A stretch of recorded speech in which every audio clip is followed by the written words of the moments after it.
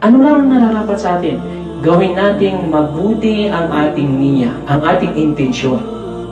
Gawin mo ito. Ikaw, sabihin mo sa iyong sarili na ikaw ay gumagawa ng mga bagay na ito lillah.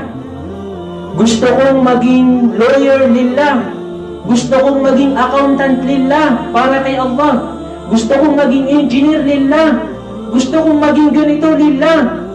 Para sa aking Islam, para sa aking ummah. At kung yan nga ang iyong intensyon, buong buhay na ikaw ay namumuhay sa mundong ito, ginagantimpalaan ka ng Allah subhanahu wa ta'ala. Lahat ng pagod na iyong ginugol upang ikaw ay maging lawyer, upang ikaw ay maging accountant, upang ikaw ay maging engineer, lahat ng oras na ginugol mo dyan, dahil sa kabutihang intensyon na meron ka, na ito ay para kay Allah subhanahu wa ta'ala, ginagantimpalaan ka ng Allah subhanahu wa ta'ala.